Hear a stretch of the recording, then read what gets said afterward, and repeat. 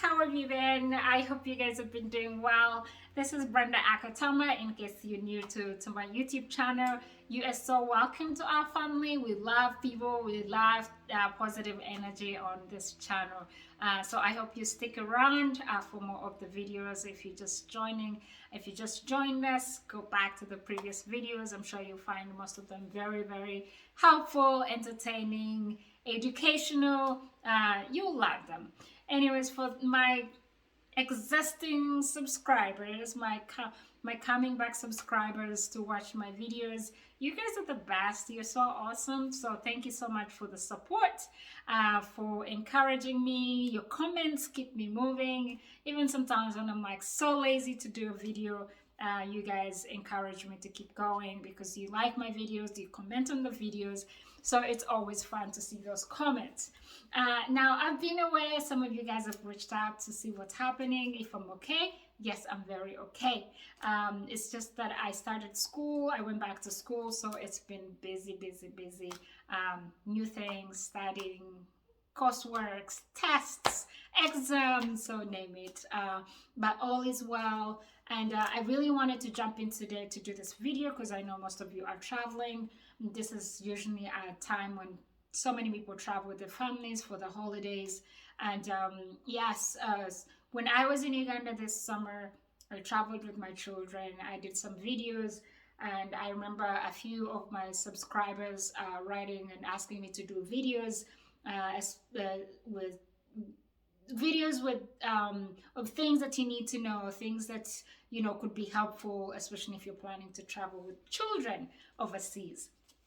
So these are things that I personally help me all the time if I'm traveling with children, and I know you guys will find them very helpful as well. So one of them is look at their passports. If they don't have passports, of course they will not be able to travel internationally. Even if it's a baby, they need a passport. So apply for their passports ahead of time, so that you're not caught up in the last minute travel dramas of immigration and not bringing back your passports in time, or passport or whatever, those departments, and not getting your passports on time. So apply at least a few months before you travel, so that you can be prepared. Once you get them, then you can fully book your travel. You can get your travel tickets, so you can settle down on the dates that you want to travel. And then also make sure they're not expired. So check the back of the passport books to make sure it's at least 6 months before they expire. So if you travel, anything happens, you end up delaying, let's say in Uganda, make sure they're able to get back here with no problems. At least the passports are still valid. And then have games, lots of games. If you have children who are less than 12 years old, those kids are impatient on those planes. The flights are usually long, 24-hour plus flights. So make sure you stock up on games. Do they like drawing? Do they like video games? Do they like cartoons, watching some movies? So have those uploaded on their small gadgets, on their phones, on their tablets, or those books, if some of them love to read, love to draw. So have all those handy, so that you have them in your backpack or in the little backpacks. That can be their luggage, their carry-on luggage, and they can entertain themselves on the plane. And then also, those are usually very, very great distractions for them, and it makes them pass time. Load up on their snacks. So on their snacks, what your kids like. Maybe is it cereal? Is it protein bars? Is it any kind of snacks that you can think of that your kids like, especially if it's dry food? Airlines are okay with that. Immigration department, or like TSA or whatever, through security, you're able to go through with dry snacks for your children and for yourself as well. I love to pack some almonds. So I pack those, some bars, like chocolate bars sometimes. So just look for things that your children like to eat, especially snacks, and then pack those with you. Carry some with you on the flight in case they don't like flight food. they don't starve, so they have something to snack on. Uh, and also these, by the way, could not just be only for the flight time. It could be when they arrive, let's say in Uganda, so that they don't get this immediate food culture shock. They have some things like if you're traveling with children, more chances that you actually have a lot of space. You have a few suitcases to spare that you can at least make sure you have like your children's cereal. I could pack, last time I packed 2 boxes of cereal so that at least this takes them a few days until we settle in, and then we can go grocery shopping in the supermarkets. So I would pack those. I packed some, you could pack some, let's say, pancake mix, like a few in a Ziploc bag. But these are like, at least you know once you get there, they'll have something to eat, especially if you have very, very picky eaters. You don't want them to go from eating to not eating anything. So then that trip will be miserable, I promise you. So do pack those. Consider an evening flight. So what an evening flight does for them is it kind of prepares them into, again, their normal routine of sleep time. So maybe the plane takes off at around 8 p.m., 9 p.m. So that means like a few hours in sky, then your children will go to normal schedule of going at night, going to bed. So those are usually great. And by the time they wake up, so it's a few hours left, or maybe it's another 10 hours to go. And then they're like waking up, they can run around at the airport, so just chill without being cranky. And then again, by the time they take off again, it's almost like their slow down time, and they can take naps as well. So those are usually good to consider. Yes, look for night flights. Check destination travel requirements, especially for visas. Do you need a visa? Do children need a visa? Make sure you have those visas applied for ahead of time, so that you don't go through last minute, runarounds, calling the embassies, calling the airlines that, hey, the visas are not here. Like Uganda, you need a visa, an e-visa, electronic visa before you get to Uganda. They don't issue them at the airports anymore. So you need to look into those ahead of time. Yes, so visas. So for different countries, look up the visa requirements so that you don't get to the airport at your destination and you cannot get in. This has happened to me sometimes. Like I think I was going to Malawi. Was it Malawi or Namibia? And you needed to have a visa. I think maybe it was Botswana. Yes, you needed to have a visa ahead of time, and it was a mess.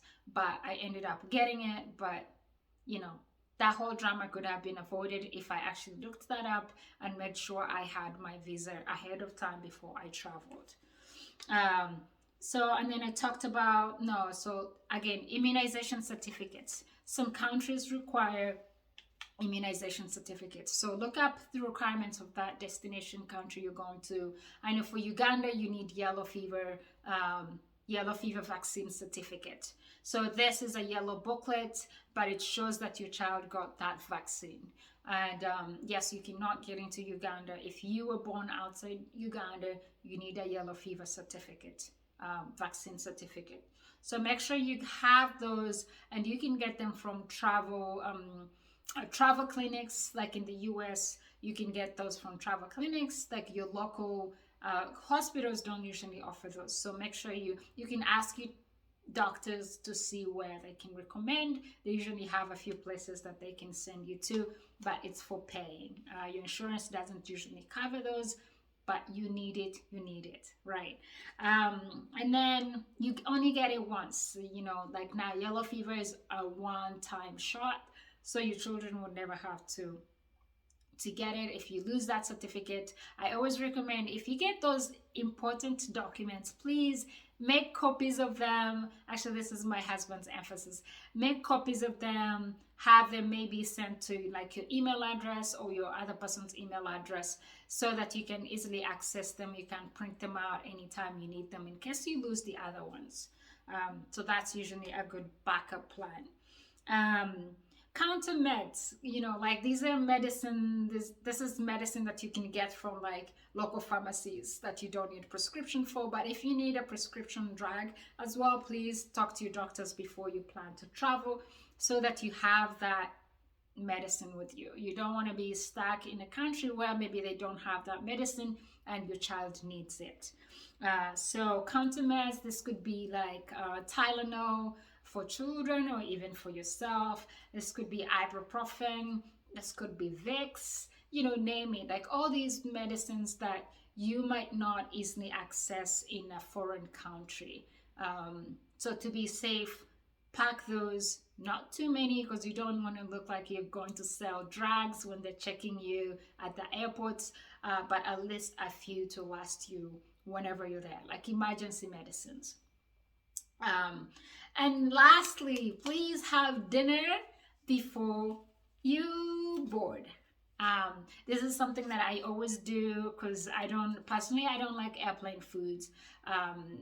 So what I do, at least I eat at the airport. And this is really what I think you should do with your children. Please have dinner, like after you check in, you usually have another hour or so, an hour and a half as you wait to board. So please find somewhere where like your kids are comfortable with some food. Grab something to eat so that you just board. And again, if it's a flight time, it's a night flight, then yes, you can eat your dinner before you travel, so that when they get on the plane, it's just maybe watching some movies and going to sleep, so you don't have to worry about them being hungry when they wake up in the middle of the night. So eat your dinner before boarding that plane. How my earrings keep falling out. But I thought those will be very helpful for you guys. So if you find this helpful, please share it with a friend. Let me know what you think about those. If you have more to add on my list, please leave them in the comments, and I appreciate your feedback always. So until then, you guys, thank you again for sticking around. I hope you find this video helpful. Safe travels. Stay safe. Yes, one last thing that I had forgotten. Please pack some insects. What is it called? Insect repellent spray. Like those things or rubs that you can put on yourself to chase away, let's say, mosquitoes. So please do that. Pack some of that because it comes handy. Uganda, for example, has malaria, so it has mosquitoes or any kind of bugs that your kids might struggle with. They don't want them, mosquitoes in the night or during the day, so you can easily just rub that or spray that on them and they'll be fine. So to prevent other things also. Yes, so pack some, it comes handy. Otherwise, enjoy your travels, be open-minded as you travel to different foreign countries. Don't expect everything to be just like how you are used to having them in your country, that's in the US. No, be open-minded, ask so many questions when you get there. If you don't know where to find something, ask a friend, first ask a relative, ask anybody in the stores. They'll be able to help you. Again, carry some money with you so that you don't, let's say you get there and your ATM cards are not working. So carry a few notes of money that you can easily exchange maybe at the airports, so that you have some cash on you when you get there, to buy some few things here and there until you settle in. Again, until next time, guys, happy holidays. If I don't do another video from now until Christmas time, but I think I will, but holding my fingers crossed. Talk to you guys another time. Take care. Don't forget to subscribe if you're new to this channel. I love you guys. Take care. Bye-bye.